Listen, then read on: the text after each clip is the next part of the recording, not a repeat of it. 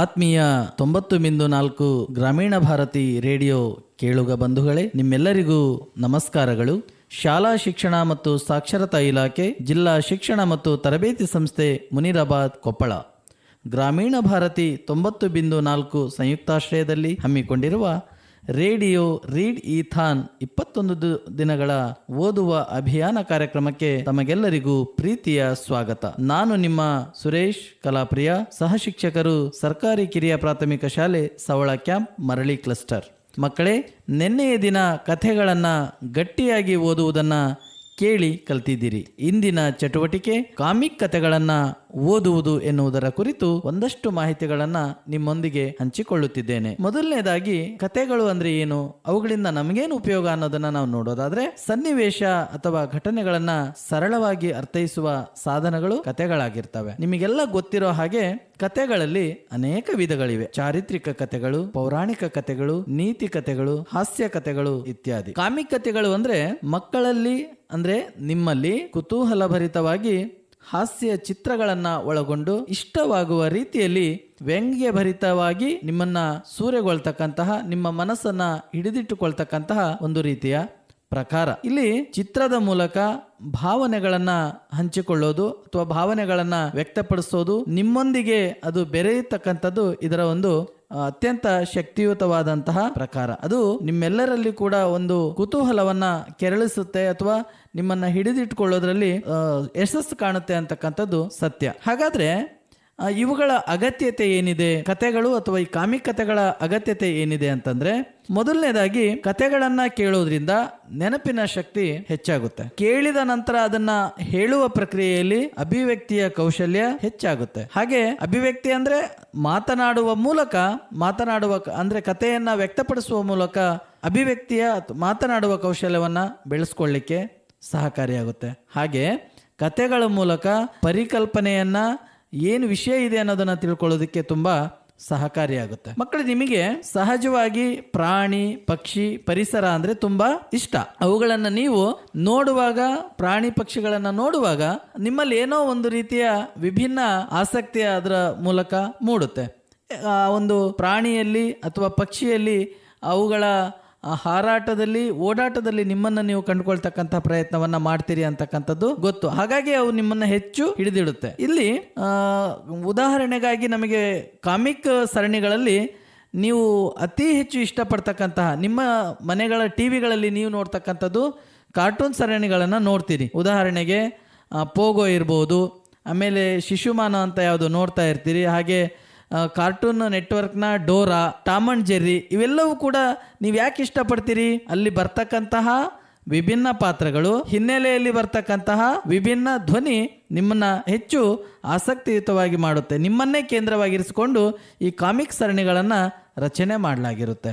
ಹಾಗಾಗಿ ಅವುಗಳು ನಿಮ್ಮ ಕೇಂದ್ರಿತವಾಗಿ ಇರೋದಲ್ಲದೆ ನಿಮ್ಮಲ್ಲಿ ಕುತೂಹಲವನ್ನ ಹೆಚ್ಚಿಸ್ತವೆ. ವಿದೇಶದಲ್ಲಿ ಹೆಚ್ಚಿನ ಈ ಕಾಮಿಕ್ ಕಥೆಗಳು ಅಥವಾ ಕಾರ್ಟೂನ್ ಸರಣಿಗಳು ಇದ್ದಂತಹ ಸಂದರ್ಭದಲ್ಲೂ ಕೂಡ ನಮ್ಮಲ್ಲಿಯೂ ಬಾಲಮಂಗಳ ಮತ್ತು ಚಂದಮಾಮದಂತಹ ಕಾಮಿಕ್ ಕಥೆಗಳು ಎಲ್ಲ ಓದುಗರನ್ನ, ಬಹುತೇಕ ಮಕ್ಕಳನ್ನ ಅವು ಹಿಡಿದಿಟ್ಟುಕೊಂಡಿದ್ದು ಅಂತಕ್ಕಂಥದ್ದು ಅತ್ಯಂತ ನಾವೆಲ್ಲರೂ ಒಪ್ಪಬಹುದಾದಂತಹ ಒಂದು ಸಂಗತಿ. ಜೊತೆಗೆ ಇತ್ತೀಚೆಗೆ ಆ ಓದುವ ಹವ್ಯಾಸವನ್ನ ಮಕ್ಕಳಲ್ಲಿ ಹೆಚ್ಚುಗೊಳಿಸೋದಕ್ಕೆ ಮತ್ತೆ ಅದನ್ನ ಪ್ರೈಮರಿ ಹಂತದಿಂದಲೇ ತರಬೇಕು ಅಂತಕ್ಕಂತಹ ಸದುದ್ದೇಶದಿಂದ ಇಲಾಖೆ ಕಲಿಕೆಗೆ ಕೊಡಮಾಡಿರ್ತಕ್ಕಂತಹ ನಲಿಕಲಿಯ ಅಭ್ಯಾಸ ಪುಸ್ತಕಗಳಿರ್ಬೋದು ಅಥವಾ ವಾಚಕಗಳಲ್ಲಿ ಈ ಕಾಮಿಕ್ ಕಥೆಗಳನ್ನು, ಕಾಮಿಕ್ ಸರಣಿಗಳನ್ನು ಅದೇ ರೂಪದಲ್ಲಿ ಮಕ್ಕಳಿಗೆ ಇಷ್ಟವಾಗುವ ರೀತಿಯಲ್ಲಿ ಅವನ್ನು ಮುದ್ರಿಸಿ ಮಕ್ಕಳ ಕಲಿಕೆಗೆ ಅದನ್ನು ಅನುವು ಮಾಡಿಕೊಡಲಾಗಿದೆ. ಇವು ಅನೇಕ ಸ್ವರೂಪದಲ್ಲಿ ನಮ್ಮ ಜೊತೆಗಿದೆ. ಉದಾಹರಣೆಗೆ, ನಾವು ಮೊದಲು ಕಲಿಕೆಗೆ ಆರಂಭಿಸಿದಾಗ ನಾವು ಚಿತ್ರ ಓದು, ಕತೆ ಊಹಿಸುವಂತಕ್ಕಂಥ ಅಂಶದಿಂದ ಆರಂಭ ಆಗುತ್ತೆ. ಅಲ್ಲಿ ಕೇವಲ ಚಿತ್ರವನ್ನ ಮಾತ್ರ ಕೊಡಲಾಗಿರುತ್ತೆ. ಕಥೆಯನ್ನ ಊಹಿಸ್ತಕ್ಕಂಥದ್ದು ನಿಮ್ಮ ಅಂದ್ರೆ ಮಕ್ಕಳ ಕೆಲಸ ಆಗುತ್ತೆ. ಅದು ಕತೆ ಏನೇ ಆಗಿರ್ಬೋದು, ಅದನ್ನು ಊಹಿಸ್ತಕ್ಕಂಥದ್ದು ಓದುಗರ ಒಂದು ವಿವೇಚನೆಗೆ ಬಿಟ್ಟಿರ್ತಕ್ಕಂಥದ್ದು. ಮುಂದುವರೆದು ಚಿತ್ರವನ್ನ ಕೊಟ್ಟು ಆ ಚಿತ್ರಕ್ಕೆ ಸಂಬಂಧಪಟ್ಟಂತಹ ಒಂದು ಕಥೆಯನ್ನ ಪಠ್ಯ ರೂಪದಲ್ಲಿ ಅಂದ್ರೆ ಅಕ್ಷರ ರೂಪದಲ್ಲಿ ಕೆಲವೇ ಸಾಲುಗಳಲ್ಲಿ ಕೊಡ್ತಕ್ಕಂಥದ್ದು ಇನ್ನೊಂದು ರೀತಿಯ ಪ್ರಕಾರ. ಅದು ಹಂತವಾಗಿ ಮುಂದುವರಿತಾ ಹೋದ ಹಾಗೆ ಕಡಿಮೆ ಚಿತ್ರ, ಹೆಚ್ಚು ಅಕ್ಷರವನ್ನ ಅಂದ್ರೆ ಹೆಚ್ಚು ಪಠ್ಯವನ್ನ ಕೊಡ್ತಕ್ಕಂಥದ್ದು. ನಂತರ ಮುಂದಿನ ಹಂತಗಳಲ್ಲಿ ಬರ್ತಾ ಬರ್ತಾ ಅದೇನಾಗುತ್ತೆ, ಚಿತ್ರರಹಿತವಾಗಿ ಕೇವಲ ಪಠ್ಯ ಅಥವಾ ಬರಹ ರೂಪದಲ್ಲಿ ಕಥೆಯನ್ನು ಮುಂದುವರಿಸ್ತಕ್ಕಂತಹ ರೂಪದಲ್ಲಿ, ಅಂದರೆ ಒಂದು ಕಲ್ಪನಾ ಲೋಕದಿಂದ ನಾವು ಬರಹ ರೂಪಕ್ಕೆ ತರ್ತಕ್ಕಂತಹ ಕಾರ್ಯ ಇಲ್ಲಿ ಆಗುತ್ತೆ. ಇದು ಎಲ್ಲ ರೀತಿಯ ಕಥೆಗಳಲ್ಲೂ ಇದೆ. ಕಾಮಿಕ್ ಕಥೆಗಳಲ್ಲಿ ಹೆಚ್ಚಿನ ಪ್ರಭಾವವನ್ನು ಮಕ್ಕಳ ಮೇಲೆ ಇದು ಬೀರಲಿಕ್ಕೆ ಸಾಧ್ಯ ಆಗುತ್ತೆ. ಜೊತೆಗೆ ಇತ್ತೀಚೆಗೆ ಏನು ನಮ್ಮ ಇಂಟರ್ನೆಟ್ ಅಥವಾ ಅಂತರ್ಜಾಲದ ಟ್ರೆಂಡ್ ಏನಿದೆ, ಮಕ್ಕಳು ಆಂಡ್ರಾಯ್ಡ್ ಜೊತೆಗೆ ವಿಹರಿಸ್ತಾ ಇರತಕ್ಕಂತಹ ಈ ಸಂದರ್ಭದಲ್ಲಿ ಅಲ್ಲಿ ಬರ್ತಕ್ಕಂತಹ ರೇಸ್ ಗೇಮ್ಸ್ ಇರ್ಬೋದು, ಅಥವಾ ಫ್ರೀ ಫೈರ್ ಅಂತಕ್ಕಂತಹ ಗೇಮು, ಅಥವಾ ಫಜಲ್ಗಳು ಕೂಡ ಕಾಮಿಕ್ ಒಳಗೊಂಡು ಬರ್ತಿರ್ತಕ್ಕಂಥದ್ದು ಮಕ್ಕಳಲ್ಲಿ ಹೆಚ್ಚಿನ ಕುತೂಹಲವನ್ನು ಮೂಡಿಸ್ಲಿಕ್ಕೆ ಸಾಧ್ಯ ಆಗ್ತಾ ಇದೆ. ಇವೆಲ್ಲವೂ ಕೂಡ ನಾವು ಕಾಮಿಕ್ ಕಥೆಗಳ ಹಿನ್ನೆಲೆಯಾಗಿ ಮಾತಾಡ್ತೇವೆ. ಮಕ್ಕಳೇ, ನಿಮಗೆ ಕತೆ ಅಂದರೆ ತುಂಬ ಇಷ್ಟ ಅಂತ ನನಗೆ ಗೊತ್ತು, ಈವರೆಗೆ ತಾವು ಕೇಳ್ತಾ ಇದ್ದೀರಿ. ಹಾಗಾಗಿ ನಿಮಗೆ ಒಂದು ಕಥೆಯನ್ನು ಕೂಡ ನಾನು ಕೊನೆಯಲ್ಲಿ ಹೇಳ್ತೇನೆ. ಜೊತೆಗೆ ನೀವು ಅನೇಕ ಕವಿತೆಗಳನ್ನು ಕೂಡ ಕೇಳ್ತಿರ್ತೀರಿ. ರಾಜರತ್ನಂ ಅವರ ತುತ್ತೂರಿ ಕವಿತೆಯನ್ನು ತಾವು ಕೇಳಿರ್ತೀರಿ ಅಂತ ನಾನು ಭಾವಿಸ್ತಿದ್ದೇನೆ. ಅಲ್ಲಿ ಕೇವಲ ಪದ್ಯ, ಆ ಪದ್ಯವನ್ನು ನಾವು ಕೇಳ್ತಾ ಹೋದಾಗೇನೆ ಆ ತುತ್ತೂರಿ ಏನು ಬಣ್ಣದ ತಗಡಿನ ತುತ್ತೂರಿ ಕಾಸಿಗೆ ಕೊಂಡನು ಕಸ್ತೂರಿ ಅಂತ, ಆ ಕಸ್ತೂರಿಯ ಪಾತ್ರ ನಮ್ಮ ಕಣ್ಣೆದ್ರಿಗೆ ಬಂದ ತಕ್ಷಣ ನಾವುಗಳೇ ಕಸ್ತೂರಿ ಅಂದರೆ ನೀವುಗಳೇ ಕಸ್ತೂರಿ ಆಗ್ತೀರಿ. ಆ ತುತ್ತೂರಿಯನ್ನು ಕೊಂಡ್ಕೊಂಡಂತಹ ಒಂದು ಫೀಲನ್ನು ಮಾಡ್ತೀರಿ. ಹಾಗೆ ಅವನು ನಡ್ಕೊಂತ ಹೋಗ್ತಾನೆ, ತುತ್ತೂರಿಯನ್ನು ಊದ್ತಾ ಹೋಗ್ತಾನೆ, ಸರಿಗಮ ಪದನಿಸ ಅಂತ ನುಡಿಸ್ತಾನೆ. ಆ ಹಳ್ಳದ ಬುಡದಲ್ಲಿ ಹೋಗುವಾಗ ಅದು ಜಾರಿ ಬೀಳುತ್ತೆ, ಅದು ಬಣ್ಣ ಎಲ್ಲ ಕಳ್ಕೊಳ್ಳುತ್ತೆ. ಆತ ಬೇಸರದಿಂದ ಅದು ಮತ್ತೆ ಊದಲಿಕ್ಕೆ ನೋಡಿದಾಗ ಅದು ಗಗ ಸದ್ದು ಮಾಡುತ್ತೆ ಅಂದಾಗ ನೀವು ನಿಮ್ಮೊಳಗೆ ಗೊತ್ತಿಲ್ಲದ ಹಾಗೆ ನಗ್ತೀರಿ. ಇದರ ಅರ್ಥ ಆ ಒಂದು ಪಠ್ಯದಲ್ಲಿ ಅಥವಾ ಹೇಳ್ತಕ್ಕಂತಹ ಅಂಶದಲ್ಲಿ ನೀವು ಪಾತ್ರಧಾರಿಗಳಾಗಿ ಇರ್ತೀರಿ ಅಂತಕ್ಕಂಥದ್ದು ಇದರ ಒಂದು ಹೆಗ್ಗಳಿಕೆ. ಹಾಗಾಗಿ ಇದು ಮಕ್ಕಳ ಕಲಿಕೆಗೆ ಕಾಮಿಕ್ ಕಥೆಗಳು ಬೇರೆ ಎಲ್ಲವುಗಳಿಗಿಂತ ಹೆಚ್ಚಿನ ಕೊಡುಗೆಯನ್ನು ಕೊಡುತ್ತೆ ಅಂತಕ್ಕಂಥದ್ದು ನಾವೆಲ್ಲರೂ ಕೂಡ ಒಪ್ತೇವೆ. ಈಗ ಒಂದು ಕಥೆಯನ್ನ ನಾವು ಕೇಳೋಣ. ಮಕ್ಕಳೇ, ಈವರೆಗೆ ನಾವು ಕಾಮಿಕ್ ಕಥೆಗಳ ಬಗ್ಗೆ ಮಾತಾಡಿದ್ವಿ. ನೀವು ಕೂಡ ಕಾಮಿಕ್ ಸರಣಿ ಸೀರಿಯಲ್ಗಳನ್ನ ಮನೇಲಿ ನೋಡ್ತಾ ಇರ್ತೀರಿ. ಆಗ್ಲೇ ನಾನು ಹೇಳ್ದೆ, ಪೋಗೋ ನೋಡ್ತೀರಿ, ಛೋಟಾ ಭೀಮ್ ನೋಡ್ತೀರಿ, ಡೋರಾ, ಟಾಮ್ ಅಂಡ್ ಜೆರ್ರಿ, ಹಾಗೆ ಜಿಗ್ ಅಂಡ್ ಶಾರ್ಕೋ, ಮೋಟು ಪತ್ಲು, ಶಿವ. ಹೌದಾ? ನೀವೆಲ್ಲರೂ ತುಂಬಾ ಇಷ್ಟಪಟ್ಟು ಮನೆಯಲ್ಲಿ ನಿಮ್ಮ ಅಪ್ಪ ಅಮ್ಮನಿಗೆ ರಿಮೋಟ್ ಕೊಡದ ಹಾಗೆ ನೀವು ಅದನ್ನ ಹಾಕೊಂಡು ನೋಡ್ತಾ ಇರ್ತೀರಿ ಅಲ್ವಾ? ನಿಮಗೆ ನಾನು ಒಂದು ಚಟುವಟಿಕೆಯನ್ನು ಕೊಡ್ತಾ ಇದ್ದೀನಿ. ನೀವು ನೋಡ್ತಕ್ಕಂತಹ ಈ ಕಾರ್ಟೂನ್ ಸರಣಿಗಳಲ್ಲಿ ನಿಮಗೆ ತುಂಬಾ ಇಷ್ಟವಾದದ್ದು ಯಾವುದು, ಅದರಲ್ಲಿ ನಿಮಗೆ ಅಲ್ಲಿ ಗಮನಿಸಿರ್ತಕ್ಕಂತಹ ಪಾತ್ರಗಳು, ಇದನ್ನ ಪಟ್ಟಿ ಮಾಡಿ ನಿಮ್ಮ ಟೀಚರ್ಸ್ಗೆ ನೀವು ಕೊಡಬೇಕು. ಮಾಡ್ತೀರಲ್ವ ಮಕ್ಕಳೇ? ಓಕೆ, ನೀವು ಮಾಡ್ತೀರಿ ಅಂತಕ್ಕಂಥದ್ದು ನನ್ನ ನಂಬಿಕೆ. ನಮ್ಮ ಎಲ್ಲ ಶಿಕ್ಷಕರು ಆ ಮಕ್ಕಳ ಈ ಚಟುವಟಿಕೆಯನ್ನು ಗಮನಿಸಬೇಕು ಅಂತ ನಾನು ವಿನಂತಿಸ್ಕೊಳ್ತೇನೆ. ಜೊತೆಗೆ ಪಾಲಕರಿಗೆ ನಾವು ಈ ಮೂಲಕ ಒಂದಷ್ಟು ಸಂಗತಿಗಳನ್ನು, ಒಂದಷ್ಟು ಸಲಹೆಗಳನ್ನು ಕೊಡೋಣ ಅಂತಕ್ಕಂಥದ್ದು. ಮಕ್ಕಳಿಗೆ ನಾವು ಬಹುತೇಕ ನಮ್ಮ ಕೆಲಸಗಳಿಗೆ ಅವರು ತೊಂದರೆ ಮಾಡಬಾರ್ದು ಅನ್ನೋ ಉದ್ದೇಶಕ್ಕೆ ಮೊಬೈಲನ್ನು ಅವರ ಕೈಲಿ ಕೊಟ್ಟು ನಾವು ಬಿಟ್ಟು ಬಿಡ್ತೀವಿ. ಅಂದರೆ ಅವರು ಆ ಮೊಬೈಲಲ್ಲಿ ಏನೇನೋ ನೋಡ್ತಿರ್ತಾರೆ, ಅದನ್ನು ನಾವು ಗಮನಿಸೋದು ಇಲ್ಲ. ಅದು ಮಕ್ಕಳ ಕಲಿಕೆಯ ಮೇಲೂ ಕೂಡ ಪರಿಣಾಮವನ್ನು ಬೀರುತ್ತೆ, ಅವರ ಜ್ಞಾಪಕ ಶಕ್ತಿಯ ಮೇಲೂ ಕೂಡ ಪರಿಣಾಮವನ್ನು ಬೀರ್ತಾ ಇದೆ. ಅದರ ಬದಲಾಗಿ ನಾವೇನನ್ನ ಮಾಡಬಹುದು, ರೇಡಿಯೋ ಕೇಳುವಿಕೆಯನ್ನ ಅಥವಾ ಆಡಿಯೋ ಪಾಡ್ಕಾಸ್ಟ್ ಅಂತ ಬಂದಿದೆ, ಅದನ್ನ ನಾವು ಕೇಳಿಸ್ಬೋದು. ಜೊತೆಗೆ ರೇಡಿಯೋದಲ್ಲಿ ಬರ್ತಕ್ಕಂತಹ ಕಥೆಗಳನ್ನು ಕೇಳಿಸ್ತಕ್ಕಂಥ ಪ್ರಯತ್ನವನ್ನು ಮಾಡ್ಬೋದು. ಜೊತೆಗೆ ಪುಸ್ತಕಗಳ ಕಡೆಗೆ ಮಕ್ಕಳನ್ನು ಹೆಚ್ಚು ಕೊಂಡೊಯ್ತಕ್ಕಂಥ ಕೆಲಸವನ್ನು ನಾವು ಮಾಡಬೇಕು. ಕಾಮಿಕ್ ಕಥೆಗಳನ್ನು ಹೊಂದಿರತಕ್ಕಂತಹ ಪುಸ್ತಕಗಳನ್ನು ಮಕ್ಕಳಿಗೆ ಕೊಟ್ಟು ನಾವು ಅಲ್ಲಿ ಬರ್ತಕ್ಕಂತಹ ಚಿತ್ರಗಳನ್ನು, ಸಂಗತಿಗಳನ್ನು ವಿವರವಾಗಿ ಹೇಳ್ತಾ ಅವರಲ್ಲಿ ಓದುವ ಕುತೂಹಲವನ್ನು ಮೊದಲಿಗೆ ಪಾಲಕರಾಗಿ ನಾವು ಮಾಡಬೇಕಾಗಿದೆ. ಆ ನಂತರ ಅವರಿಗೆ ಸ್ವಯಂ ಓದಿಗೆ ನಾವು ಪ್ರೇರೇಪಣೆಯನ್ನು ಕೊಟ್ಟಾಗ ಪುಸ್ತಕಗಳ ಓದು ಮಕ್ಕಳಲ್ಲಿ ಉತ್ತಮ ಜ್ಞಾನಾರ್ಜನೆಯನ್ನು ಕೊಡಲಿಕ್ಕೆ ಸಾಧ್ಯ ಆಗುತ್ತೆ. ಈ ಕೆಲಸವನ್ನು ಪಾಲಕರಾಗಿ ತಾವುಗಳು ಮಾಡಬೇಕು ಅಂತ ಕೂಡ ನಾವು ವಿನಂತಿಸಿಕೊಳ್ತೇವೆ. ಮಕ್ಕಳೇ, ನೀವು ಕಥೆಗಳಂದ್ರೆ ತುಂಬ ಇಷ್ಟ ಅಂತ ನಾನು ಗೊತ್ತಿದೆ. ನಿಮ್ಮ ನಲಿಕಲಿ ಅಭ್ಯಾಸ ಪುಸ್ತಕವನ್ನು ನಾನು ಇಟ್ಕೊಂಡಿದ್ದೇನೆ. ಇಲ್ಲಿ 2ನೇ ತರಗತಿಯ ನಲಿಕಲಿ ಅಭ್ಯಾಸ ಪುಸ್ತಕ ನನ್ನ ಹತ್ರ ಇದೆ. ಪುಟ ಸಂಖ್ಯೆ 64ರಲ್ಲಿ ಕಥಾ ವಿಶೇಷ ಅಂತಕ್ಕಂಥ ಒಂದು ಅಂಶದಲ್ಲಿ ಕತೆ ಇದೆ. ನೀವು ಓದಿದಿರಿ, ಆಗ್ಲೇ ಓದಿದಿರಿ ಅಂತ ಅಂದ್ಕೊಳ್ತೀನಿ, ಅಥವಾ ಈಗ ಮತ್ತೆ ಮುಂದೆ ಬರ್ಬೋದು. ಅದು ಒಂದು ಪುಟ್ಟ ಕತೆ, ಆದ್ರೆ ದೊಡ್ಡ ಸಂದೇಶವನ್ನ ಸಾರ್ತಕ್ಕಂತಹ ಕತೆ ಇದು. ನಾನೀಗ ಓದ್ತೀನಿ, ಅದನ್ನ ಕೇಳಿಸ್ಕೊಳ್ಳಿ ಮಕ್ಕಳೇ. ನಿಮ್ಮ ಹತ್ರ ಈಗಾಗಲೇ ಪುಸ್ತಕ ಇದ್ರೆ ನೀವು ಕೂಡ ತೆಗೆದು ಇಟ್ಕೊಳ್ಬಹುದು. ಸಿದ್ಧತೆ ಮಾಡ್ಕೊಳ್ತಿದ್ರಿ ಅಂತ ಭಾವಿಸ್ತೇನೆ ನಾನು. ತೆಗೆದ್ರಿ ಅಲ್ವಾ? ಓಕೆ, ಆರಂಭಿಸೋಣ. ಒಂದು ಗುಬ್ಬಚ್ಚಿ ಇತ್ತು. ತುಂಬಾ ಇಷ್ಟಪಟ್ಟು ಮರದ ಮೇಲೆ ಸುಂದರ ಗೂಡೊಂದನ್ನ ಕಟ್ಟಿತು. ಒಂದು ದಿನ ರಾತ್ರಿ ವಿಶ್ರಾಂತಿಗೋಸ್ಕರ ಆ ಗೂಡಲ್ಲಿ ಕುಳಿತುಕೊಂಡಿತ್ತು. ಆಗಲೇ ಒಂದು ಆನೆಯು ಅಲ್ಲಿಗೆ ಬಂದಿತು. ಬೆನ್ನನ್ನು ಮರಕ್ಕೆ ಒತ್ತಿ ತನ್ನ ಬೆನ್ನುಜ್ಜಿಕೊಳ್ಳಲು ಪ್ರಾರಂಭಿಸಿತು. ಆಗ ಗುಬ್ಬಚ್ಚಿಯ ಗೂಡು ಕೆಳಗೆ ಬಿದ್ದಿತು. ಗುಬ್ಬಚ್ಚಿಗೆ ದುಃಖವಾಯಿತು. ಮತ್ತೆ ಗೂಡು ಕಟ್ಟಲು ಬೇಕಾಗಿರುವ ಸಾಮಾನುಗಳನ್ನು ಹುಡುಕುತ್ತಾ ಬಹಳ ದೂರಕ್ಕೆ ಹೋಯಿತು. ಆಕಸ್ಮಿಕವಾಗಿ ಅದು ಆಗಸದಲ್ಲಿ ಅನೇಕ ಬಲೂನುಗಳು ಹಾರಾಡುವುದನ್ನು ಕಂಡಿತು. ಸ್ವಲ್ಪ ಮುಂದೆ ಹೋದಾಗ ಮರದ ಕೆಳಗೆ ಒಬ್ಬ ವ್ಯಕ್ತಿಯು ಬಲೂನ್ ಮಾರುತ್ತಿರುವುದನ್ನು ಕಂಡಿತು. ಆಗ ಗುಬ್ಬಚ್ಚಿಗೆ ಹೊಸದೊಂದು ಯೋಚನೆ ಹೊಳೆಯಿತು. ಕೂಡಲೇ ಗುಬ್ಬಚ್ಚಿಯು ಆ ಎಲ್ಲಾ ಬಲೂನುಗಳನ್ನು ಸಂಗ್ರಹಿಸಿತು. ನಂತರ ಬಲೂನ್ಗಳ ಎಲ್ಲಾ ದಾರಗಳನ್ನು ತನ್ನ ಗೂಡಿಗೆ ಒಂದೊಂದಾಗಿ ಜೋಡಿಸಿತು. ಈಗ ಏನಾಗಿರಬಹುದು ಯೋಚನೆ ಮಾಡ್ತಿದ್ರಿ ಅಲ್ವಾ?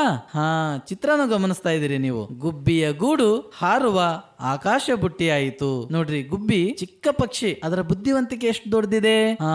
ನಿಮ್ಮಲ್ಲೂ ಕೂಡ ಇಂತಹ ಅನೇಕ ಬುದ್ಧಿವಂತರು ಇರ್ತೀರಿ. ಸಮಯ ಬಂದಾಗ ಅದನ್ನ ನಾವು ಹೇಗೆ ಬಳಸ್ಕೊಳ್ಬೇಕು ಅಂತಕ್ಕಂಥದ್ದು ಪ್ರಮುಖ ಆಗುತ್ತೆ. ನೋಡಿ, ಇದೊಂದು ಕಥೆಯ ಮೂಲಕ ನಾವು ಅನೇಕ ವಿಷಯಗಳನ್ನ ತಿಳ್ಕೊಳ್ತಕ್ಕಂತಹ, ಜಾಣತನವನ್ನು ತಿಳ್ಕೊಳ್ತಕ್ಕಂತಹ ಅವಕಾಶಗಳು ನಮಗೆ ಒದಗಿ ಬರ್ತವೆ. ಅವನ್ನ ನಾವು ಗಮನಿಸಬೇಕು ಅಂತಕ್ಕಂಥದ್ದು. ಹಾಗೆ ಪುಟ ಸಂಖ್ಯೆ 68ರಲ್ಲಿ ಅಲ್ಲಿ 4 ಚಿತ್ರಗಳಿದೆ ಮಕ್ಕಳೇ. ಅಕ್ಕ ತಮ್ಮ ಇಬ್ರು ಕೂಡ ದಾರಿಲಿ ಹೋಗ್ತಾ ಇದ್ದಾರೆ. ದಾರಿಲಿ ಒಂದು ದೊಡ್ಡದಾದ ಕಲ್ಲು ಬಿದ್ದಿದೆ. ಅವರು ತುಂಬಾ ಕಷ್ಟಪಟ್ಟು ಅದನ್ನ ಎತ್ಕೊಳ್ತಿದ್ದಾರೆ. ಅದನ್ನ ದಾರಿಯ ಪಕ್ಕಕ್ಕೆ ಎಸೆದು ಇಬ್ರು ತುಂಬಾ ಖುಷಿಯಾಗಿ ಹೋಗ್ತಾ ಇದ್ದಾರೆ. ಈ ಕಥೆಯಿಂದ ನಮಗೇನ್ ಗೊತ್ತಾಯ್ತು? ದಾರಿಲಿ ಇರ್ತಕ್ಕಂತಹ ಕಲ್ಲು ಬೇರೆಯವರ ಓಡಾಟಕ್ಕೆ ತೊಂದರೆ ಆಗುತ್ತೆ ಅನ್ನೋದನ್ನ ಅವರು ಗಮನಿಸಿ ಅದನ್ನ ಪಕ್ಕಕ್ಕೆ ಇಟ್ರು. ಅಂದ್ರೆ ಬೇರೆಯವರ ಬಗ್ಗೆ ಅವರಿಗೆ ಇರ್ತಕ್ಕಂತಹ ಕಾಳಜಿ ಇಲ್ಲಿ ಕಂಡು ಬರುತ್ತೆ. ಅವರು ಸುಮ್ನೆ ದಾಟಿ ಹೋಗ್ಬೋದಿತ್ತು ಅಲ್ವಾ? ಆದ್ರೆ ಅವರು ಆ ಸಹಾಯವನ್ನ, ಬೇರೆಯವರಿಗೆ ತೊಂದರೆ ಆಗುತ್ತೆ ಅನ್ನೋದನ್ನ ಮನಗಂಡು ಆ ಒಂದು ಕೆಲಸವನ್ನ ಮಾಡ್ತಾರೆ. ನಿಮ್ಮಲ್ಲೂ ಕೂಡ ಅಂತಹ ಅನೇಕ ವಿದ್ಯಾರ್ಥಿಗಳು ಇರ್ತೀರಿ. ಓಕೆನಾ? ಈ ತರದ ಅನೇಕ ಕಥೆಗಳನ್ನ, ಚಿತ್ರಕಥೆಗಳು ಕೂಡ ನಿಮ್ಮ ಪುಸ್ತಕದಲ್ಲಿದೆ. ಈಗ ಒಂದು ಕಥೆಯನ್ನ ನಿಮಗೆ ಆಗ್ಲೇ ನಾ ಹೇಳಿದ್ದೆ, ಒಂದು ಕಥೆಯನ್ನ ಓದ್ತೀನಿ ಅಂತ ಹೇಳಿದ್ದೆ ಅಲ್ವಾ? ನಿಮ್ಮ ಪುಸ್ತಕದಲ್ಲಿ ಇರ್ತಕ್ಕಂಥದ್ದೇ ಒಂದು ಕಾಮಿಕ್ ಕಥೆಯನ್ನ ನಿಮ್ ಜೊತೆಗೆ ನಾನು ಹಂಚ್ಕೊಳ್ತೀನಿ ಮಕ್ಕಳೇ. ಪುಟ ಸಂಖ್ಯೆ 74ರಲ್ಲಿ ಇದೆ. ಹುಲಿ ಮತ್ತೆ ಸೊಳ್ಳೆ. ಯಾರು ಅತ್ಯಂತ ಶಕ್ತಿಶಾಲಿ? ಹುಲಿ ಅಲ್ವಾ? ಯಾಕೆ? ಅದು ತುಂಬಾ ದೊಡ್ಡದಾಗಿರುತ್ತೆ. ದೊಡ್ಡದಾಗಿದ್ರೆ ಶಕ್ತಿಶಾಲಿನಾ? ಹೌದು. ಓಕೆ, ನೋಡೋಣ ಹಾಗಾದ್ರೆ ಯಾರು ಶಕ್ತಿಶಾಲಿ ಅನ್ನೋದನ್ನ ಈ ಕತೆ ಮೂಲಕ ತಿಳ್ಕೊಳ್ಳೋಣ. ಕತೆ ಓದೋದು ಹೇಗೆ ಅನ್ನೋದನ್ನ ನನ್ನನ್ನ ಇಲ್ಲಿ ನಾನು ಒಂದು ಮಾದರಿ ವಚನದ ಜೊತೆಗೆ ಕಥೆಯನ್ನ ನಿಮಗೆ ತಿಳಿಸ್ಕೊಡ್ತಕ್ಕಂಥ ಪ್ರಯತ್ನವನ್ನ ಮಾಡ್ತೇನೆ. ಕಥೆಯ ಹೆಸರು ಹುಲಿ ಮತ್ತು ಸೊಳ್ಳೆ. ಹುಲಿಯೊಂದು ಮರದ ಕೆಳಗೆ ಮಲಗಿತ್ತು. ಒಂದು ಸೊಳ್ಳೆ ಗುಯಿಂಗುಟ್ಟುತ್ತಾ ಮುಖದ ಹತ್ತಿರ ಬಂತು. ಆಗ ಹುಲಿ, ಏಯ್ ಸೊಳ್ಳೆ, ಇಲ್ಲಿಂದ ಹೋಗು ಎಂದಿತು. ನಾನ್ಯಾಕೆ ಇಲ್ಲಿಂದ ಹೋಗ್ಬೇಕು?